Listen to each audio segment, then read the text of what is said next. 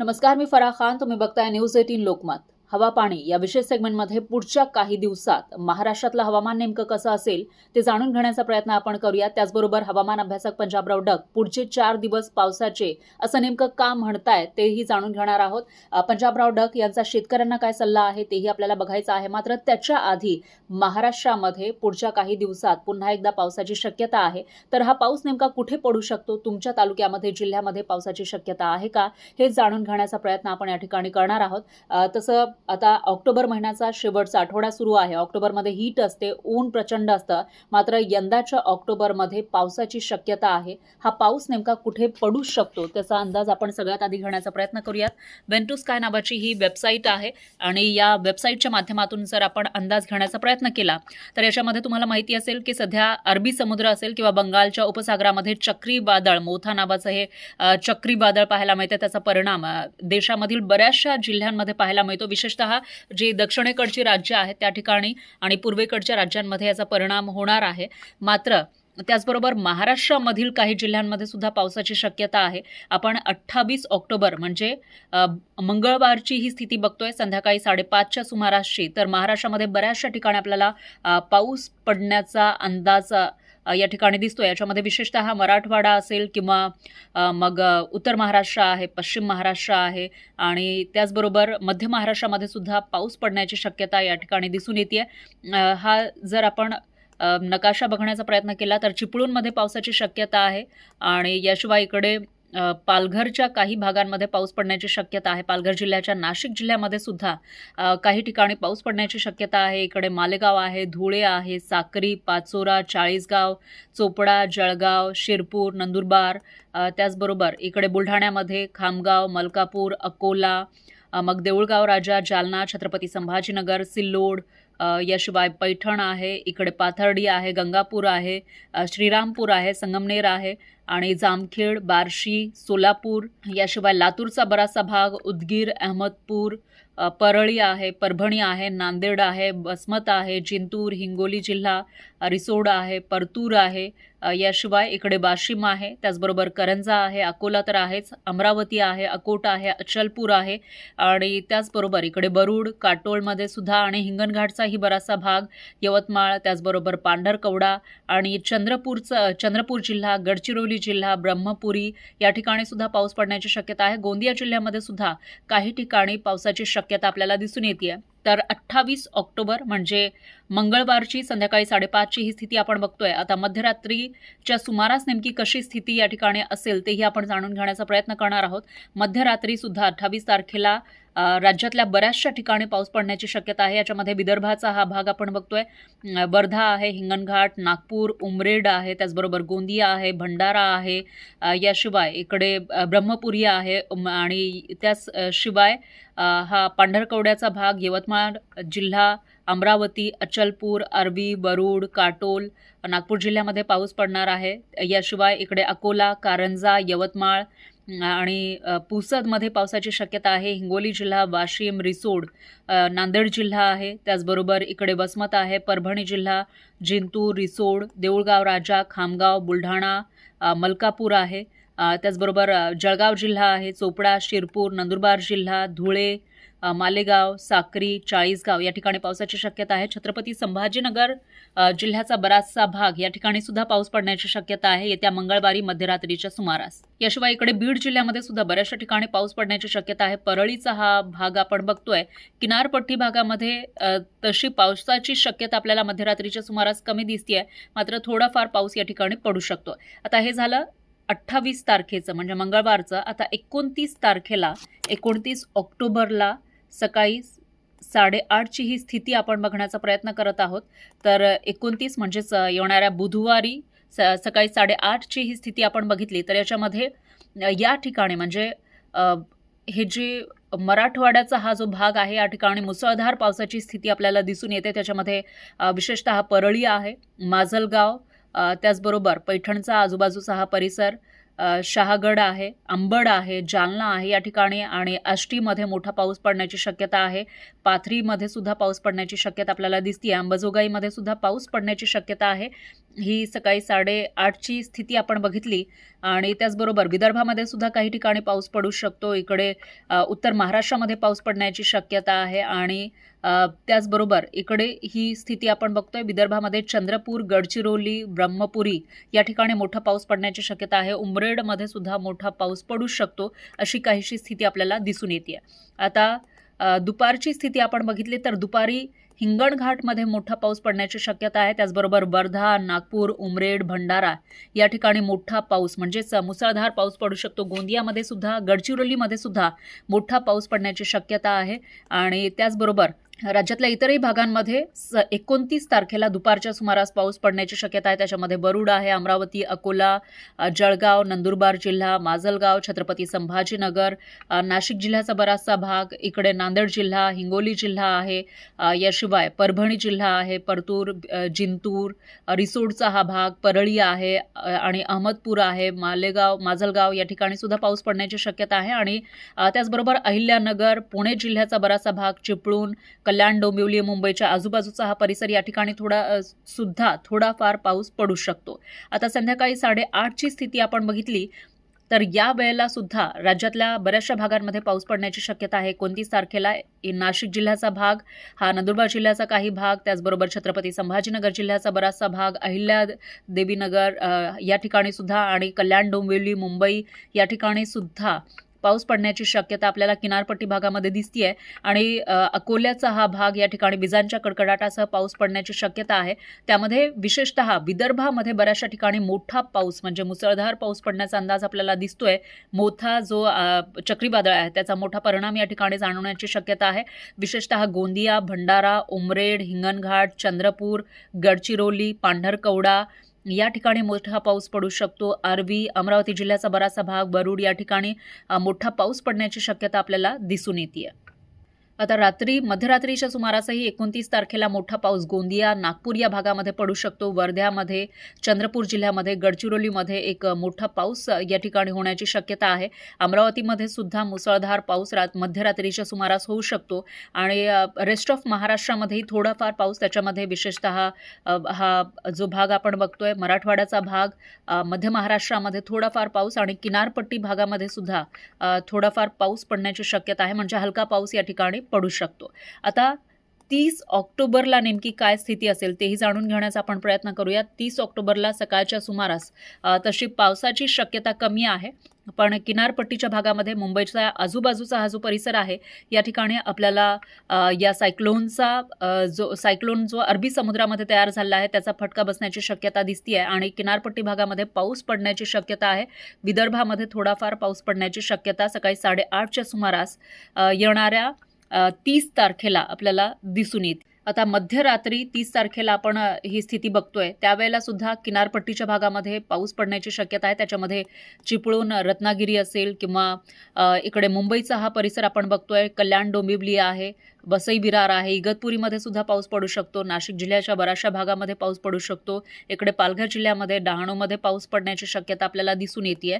ही मध्यरात्रीची स्थिती झाली. आता 1 तारखेला म्हणजे 31 तारखेला म्हणजेच येणाऱ्या शुक्रवारी नेमकी काय स्थिती असेल तेही जाणून घेण्याचा आपण प्रयत्न करूयात. शुक्रवारी सुद्धा आपल्याला किनारपट्टीच्या भागामध्ये पावसाची शक्यता दिसून येते. त्याच्यामध्ये चिपळूण आहे, कोल्हापूरचा काही भाग, इकडे रत्नागिरीचा हा भाग आपण बघतोय, मग महाड आहे, पेण, खोपोली, मुंबईचा आजूबाजूचा परिसर, कल्याण, डोंबिवली, वसई विरार या ठिकाणी पावसाची शक्यता आहे. याशिवाय इगतपुरीमध्ये थोडाफार पाऊस पडू शकतो. नाशिक, साक्री, नंदुरबारचा काही भाग या ठिकाणी पाऊस पडण्याची शक्यता आपल्याला दिसून येते. चोपड्यामध्ये सुद्धा थोडाफार पाऊस पडू शकतो, पण रेस्ट ऑफ महाराष्ट्रामध्ये पावसाची शक्यता तशी कमी आहे येणाऱ्या 31 तारखेला सकाळी 8:30च्या सुमारास. आता संध्याकाळी 5:30ची स्थिती आपण बघितली येणाऱ्या 31 तारखेची तर किनारपट्टीच्या भागामध्ये थोडाफार पाऊस मोठा होऊ शकतो. त्याच्यामध्ये रत्नागिरीमध्ये मोठा पाऊस पडण्याची शक्यता आहे. चिपळूणमध्ये सुद्धा मोठा पाऊस पडू शकतो. महाड, सातारा, कराड या ठिकाणी, शाहूवाडीमध्ये सुद्धा पावसाची शक्यता आहे आणि इकडे मध्य महाराष्ट्रामध्ये आपल्याला काही ठिकाणी पावसाची शक्यता दिसून येते. त्याच्यामध्ये जामखेड असेल, करमाळा असेल, बारामतीचा काही भाग, बार्शी आहे, धाराशिव आहे, केज, बीडचा काही भाग, जालना जिल्हा, छत्रपती संभाजीनगरचा काही भाग, पैठण, देऊळगाव राजा, परतूर या ठिकाणी पावसाची शक्यता दिसतीये. आणि त्याचबरोबर मुंबईच्या आजूबाजूच्या परिसरामध्ये तर पाऊस पडण्याची शक्यता आहेच, पण विदर्भामध्ये सुद्धा आणि मराठवाड्यामध्ये सुद्धा बऱ्याचशा भागांमध्ये पाऊस पडण्याची शक्यता आहे. त्याच्यामध्ये आपल्याला इकडे यवतमाळ, पांढरकवडा, पुसद, वाशिम, हिंगोली जिल्हा, वसमत, नांदेड, परभणी, त्याचबरोबर वर्धा आहे, हिंगणघाट आहे, नागपूर जिल्ह्याचा काही भाग, काटोल, वरुड, अचलपूर, अमरावती, भंडारा जिल्ह्याचा काही भाग या ठिकाणी पावसाची शक्यता दिसून येते. एकूणच 31 तारखेला संध्याकाळी 5:30च्या सुमारास काही भागांमध्ये पाऊस पडण्याची शक्यता आहे. आता मध्यरात्रीच्या सुमारास तशी पावसाची शक्यता रेस्ट ऑफ महाराष्ट्रामध्ये नाही आहे, मात्र किनारपट्टीच्या भागामध्ये पाऊस पडू शकतो. म्हणजे मुंबईच्या आजूबाजूचा परिसर, चिपळूणमध्ये आणि त्याचबरोबर विदर्भामध्ये नागपूर जिल्ह्याचा आजूबाजूचा परिसर आणि अमरावती जिल्ह्याचा काही भाग या ठिकाणी पाऊस पडण्याची शक्यता आहे. आता नोव्हेंबर महिन्याच्या 1 तारखेला कशी स्थिती असेल तेही आपण बघण्याचा प्रयत्न करूयात.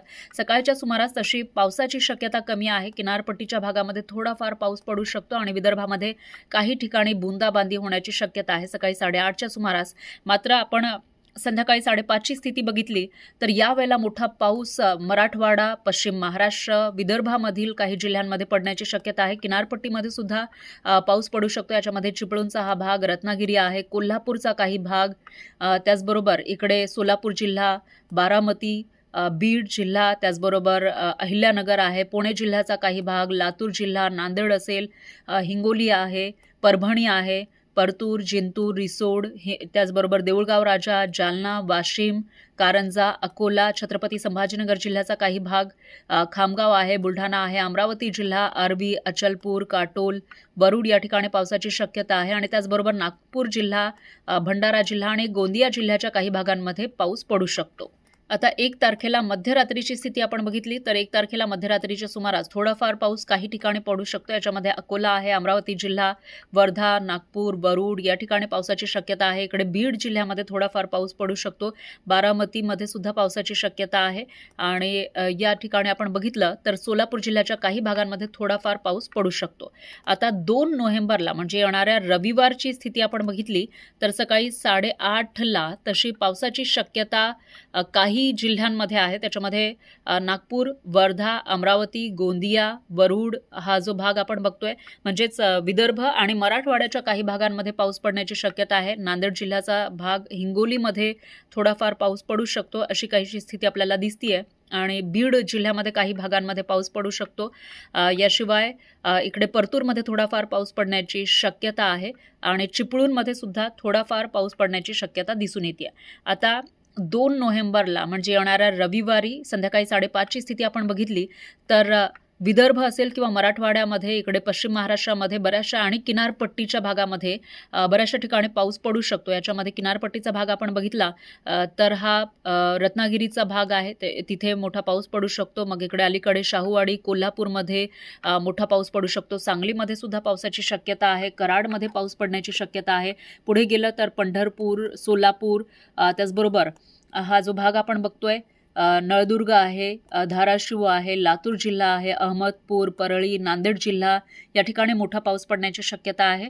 आणि दुसरीकडे पुसद असेल किंवा पांढरकवडा आहे, यवतमाळ आहे, हिंगणघाट आहे, वर्धा आहे, नागपूर जिल्ह्याचा हा भाग आपण बघतोय, उमरेड, ब्रह्मपुरी, भंडारा या ठिकाणी सुद्धा पाऊस पडू शकतो. चंद्रपूर, गोंदियामध्ये सुद्धा पावसाची शक्यता आहे 2 नोव्हेंबरला संध्याकाळी 5:30च्या सुमारास. आता 2 नोव्हेंबरला मध्यरात्रीच्या सुमारास तशी पावसाची शक्यता आपल्याला दिसत नाही आहे. काही ठिकाणी थोडाफार पाऊस, त्याच्यामध्ये अरबी असेल, परतूर असेल, बीड जिल्ह्याचा काही भाग आहे, त्याचबरोबर करमाळा, अकलूज आणि इकडे पंढरपूरचा हा भाग आपण बघतोय, सोलापूर जिल्ह्याचा हा भाग, नळदुर्ग, धाराशिव, लातूर जिल्ह्याचा हा भाग, उदगीर या ठिकाणी थोडाफार पाऊस पडण्याची शक्यता आहे.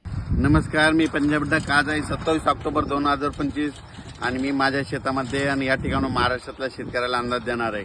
राज्यात काय झालं, पाऊस, परतीच्या पावसानं राज्यात ठिकठिकाणी पाऊस खूप झाला आहे आणि आता नेमकं थंडीची चाहूल पाहिजे आणि सध्या पाऊस नाही, पाऊस चालू आहे. तर शेतकऱ्याचं म्हणणं की हा पाऊस कधी बंद होणार आहे. तर राज्याकडे सगळीकडे खूप जोरदार पाऊस पडायला आहे. राज्यातल्या सर्व शेतकऱ्याला सांगू इच्छितो की आणखीन राज्यामध्ये 4 दिवस पावसाचे आहेत.